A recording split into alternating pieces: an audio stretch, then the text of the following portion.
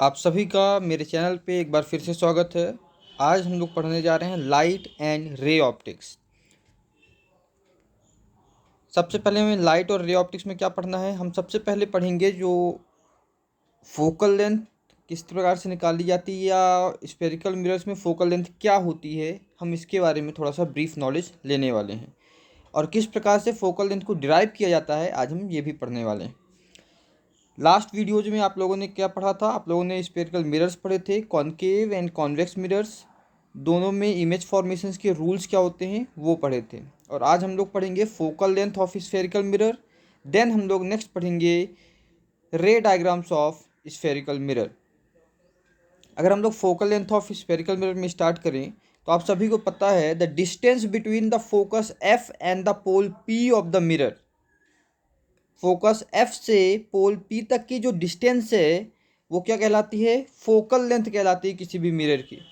इसे small F से denote किया जाता है। और आप सभी को फोकल लेंथ का फॉर्मूला भी पता है, F is equal to R upon two, where R is the radius of the curvature of the mirror. F क्या होता है? Focal length. आर क्या होता है? Radius of the curvature. Radius का मतलब क्या हो गया? पॉइंट सी से पी तक की दूरी, ये क्या कहलाएगी? Radius of the curvature. The geometry of reflection of an incident ray is shown in figure. इस फिगर में अगर आप लोग देखें तो आपको जो जियोमेट्री जो डायग्राम है वो आपको एग्जैक्टली दिख जाएगा किस प्रकार से है। मीन्स ये एफ पॉइंट आपको दिख रहा है, एफ से पी तक की दूरी जो कहलाती है उसे हम लोग कहते हैं फोकल लेंथ, और सी से पी तक की दूरी को हम लोग कहते हैं रेडियस। फोकल लेंथ क्या होती है? रेडियस का हाफ होती है, ये आपको हमेशा याद रखना है।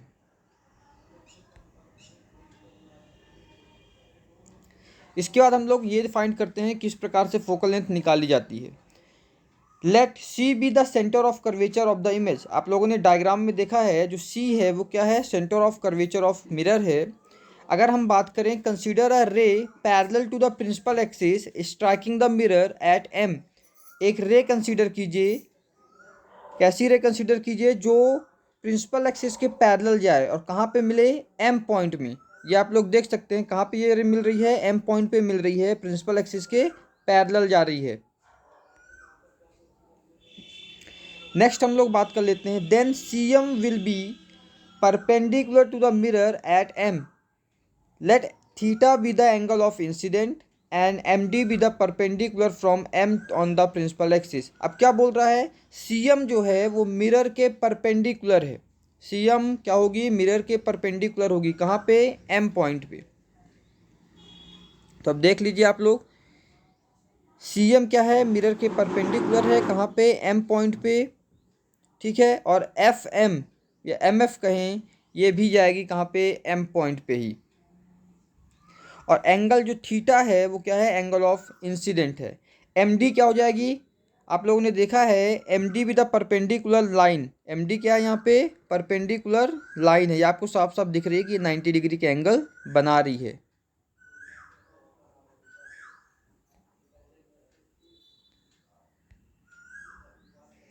नेक्स्ट हम लोग बात करते हैं कि अगर हमको इतनी चीज़ें पता चल गई तो हम इससे क्या क्या कंक्लूजन निकाल सकते हैं। तो हम सभी को पता है angle M C P is equal to theta degree. Angle M C P क्या है? थीटा डिग्री है। And angle M F P two theta degree. M C P ये एंगल कितना हो जाएगा? Theta degree. Theta degree. और M F P कितना हो जाएगा? Two theta degree. अब यहाँ पे अगर हम लोग टैन थीटा का फॉर्मूला लगा दें, अगर टैन थीटा लगाते हैं तो क्या होगा? Tan theta is equal to M D upon C D. Tan theta क्या निकलेगा हमारा? M D upon C D. वहीं पे दूसरा हमारे पास जो इक्वेशन आएगी, टैन टू थीटा, किसके लिए लगा रहे हैं हम? M C P is equal to theta है तो थीटा के लिए क्या लग गया? Tan theta. और टू थीटा के लिए क्या लग गया? Tan two theta. Tan two theta is equal to M D upon F D. इसे हम इक्वेशन नंबर फर्स्ट बोल देते हैं। इसे क्या बोल देते हैं हम लोग? इक्वेशन नंबर फर्स्ट बोल देते हैं। अब थीटा की वैल्यू क्या है? बहुत ही छोटी है। जब थीटा की वैल्यू बहुत ही छोटी है तो ये पैराएक्सियल रेज के ट्रू होगी। क्या होगी? पैराएक्सियल रेज के लिए ट्रू होगी, मीन्स रियल वैल्यू होगी। तो tan theta is similar to theta and tan two theta is similar to two theta. Tan theta किसके बराबर हो गया, थीटा के, और tan टू थीटा किसके हो गया, टू थीटा के बराबर हो गया। तो इन इक्वेशन फर्स्ट से हमें क्या मिल जाएगा, इक्वेशन फर्स्ट से हमें मिलेगा M D upon F D is equal to two M D upon C D. क्या मिल गया हमें, M D upon F D is equals to two M D upon C D. Confuse नहीं होना, ये कहाँ से आया, ये आपको देखिए यहाँ पे theta is equal to two theta कर दिया गया है, theta is equal to two theta कर दिया गया है, और थीटा की वैल्यू क्या आएगी, M D upon C D, और टू थीटा की वैल्यू क्या आ रही थी, M D upon F D. अब इसको हम लोग इवेल्युएट करेंगे तो क्रॉस मल्टीप्लिकेशन से क्या बन जाएगा, ये M D upon F D और two M D upon C D. Cross multiplication कराने के बाद क्या बन जाएगा, ये M D upon F D is equals to two M D upon C D. और इसी को हम लोग लिख सकते हैं F D is equal to C D upon two, F D is equal to C D upon two. अब हम लोग यहाँ पे बात करते हैं, अगर थीटा की वैल्यू बहुत ज़्यादा स्मॉल है तो जो पॉइंट डी है वो क्या होगा, पी के बहुत ही नज़दीक होगा, मीन्स पोल के बहुत ही नज़दीक होगा। थीटा की वैल्यू बहुत छोटी है अगर, तो हम क्या बात कर सकते हैं कि जो डी पॉइंट है ये पी के बहुत ज़्यादा क्या होगा, नियरेस्ट होगा, मीन्स नज़दीक होगा। अब हम लोग बात करते हैं अगर वो नियरेस्ट है तो क्या मिलेगा हमें, F D is equal to F, means focal length, F D is equal to क्या मिल गया, एफ मिल गया, और C D is equal to क्या मिल गया, आर मिल गया। F D is equal to F और C D is equal to क्या मिल गया, हमें आर मिल गया। अब इससे हमें क्या मिल जाएगा, ये देखिए सेकंड इक्वेशन में देखिए आप लोग एफ डी और सी डी की वैल्यू पुट कर देते हैं, यहाँ पे एफ डी और सी डी की वैल्यू क्या करते हैं हम लोग, पुट कर दें, तो हमें क्या मिलेगा, F is equal to R upon two. इसी को हम लोग बोलते हैं फोकल लेंथ। तो किस प्रकार से फोकल लेंथ निकलता है आपको समझ में आ गया। नेक्स्ट हम लोग आगे बढ़ते हैं, image form by concave mirror. अब कॉनकेव मिरर के द्वारा किस प्रकार की इमेज बनाई जाती है हम उसके बारे में बात करते हैं। आप सभी को पता है कि कॉनकेव मिरर के द्वारा 6 टाइप्स की इमेज बनती हैं। अब ये 6 टाइप्स की इमेज कैसी कैसी होती हैं हम उसको देख लेते हैं एक बार। अगर हम लोग बात करें कि ऑब्जेक्ट की पोजीशन कहाँ पे है, इन्फिनिटी में है, ऑब्जेक्ट की पोजीशन इन्फिनिटी पे है, या हम ऐसा बोल रहे हैं कि अगर ऑब्जेक्ट इन्फिनिटी पे रखा हुआ है तो इमेज कहाँ बनेगी, फोकस में बनेगी। ये आप लोग डायग्राम में देख सकते हैं, इमेज कहाँ बन रही है, फोकस में इमेज बन रही है, ठीक है। और कैसी इमेज बनेगी, इमेज की जो प्रॉपर्टीज होंगी वो क्या होंगी, highly diminished, real and inverted, बहुत ही छोटी, या ऐसा बोलते हैं हम लोग पॉइंट साइज, और रियल और इन्वर्टेड होगी। कैसी होगी, रियल और इन्वर्टेड होगी। दूसरा हम लोग बात करें, अगर ऑब्जेक्ट की पोजीशन सी के पीछे हो, मीन्स ऑब्जेक्ट जो है वो कहाँ रखा हुआ हो, सी के पीछे रखा हुआ हो, बियॉन्ड सी रखा हुआ हो, तो इमेज कहाँ बनेगी, सी और एफ के बीच में, मीन्स सेंटर ऑफ कर्वेचर और फोकस के बीचों बीच बनेगी। और कैसी इमेज बनेगी, डिमिनिश में छोटी साइज की बनेगी, रियल और इन्वर्टेड बनेगी, डिमिनिश्ड, रियल और इन्वर्टेड बनेगी, ये आपको याद रखना है। अगर ऑब्जेक्ट की पोजीशन सी पे हो, हम ऐसा बोल रहे हैं कि अगर ऑब्जेक्ट सी पे रखा हुआ हो, डायग्राम में आप लोग देख सकते हैं, अगर ऑब्जेक्ट कहाँ पे रखा हुआ है, सी पे रखा हुआ है, तो इमेज कहाँ पे बनेगी, सी पे ही बनेगी, इमेज कहाँ बनेगी, सी पे ही बनेगी। सेम साइज की इमेज होगी और रियल एंड इन्वर्टेड भी होगी, रियल एंड इन्वर्टेड भी होगी।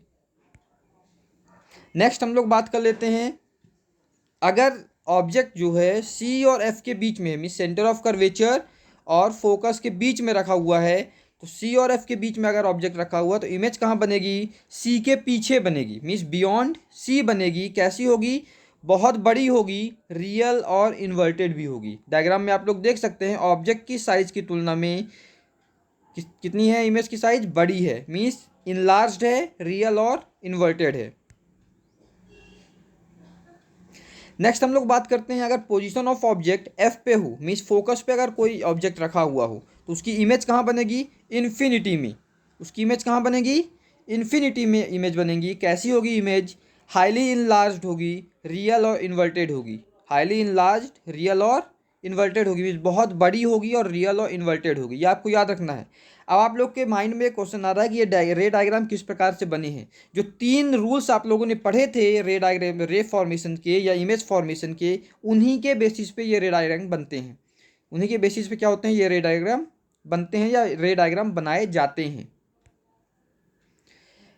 अब कॉनकेव मिरर के द्वारा एक और इमेज बनाई जाती है। कैसी इमेज होती है कि अगर ऑब्जेक्ट जो है वो फोकस और पोल के बीच में रखा हुआ हो, अगर ऑब्जेक्ट फोकस और पोल के बीच में रखा हो तो इमेज कहाँ बनती है? मिरर के पीछे बनती है। अब देखिए, मिरर के पीछे इमेज बन रही है तो हम उसे देख नहीं सकते, मिरर के पीछे बनी हुई है तो हम उसे देख नहीं सकते। इस कारण से यह इमेज कैसी होती है?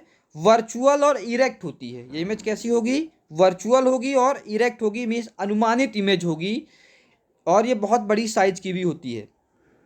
तो ये 6 प्रकार के रे इमेज फॉर्मेशन होते हैं या इमेज फॉर्म होती हैं, किसके द्वारा? कॉनकेव मिरर द्वारा।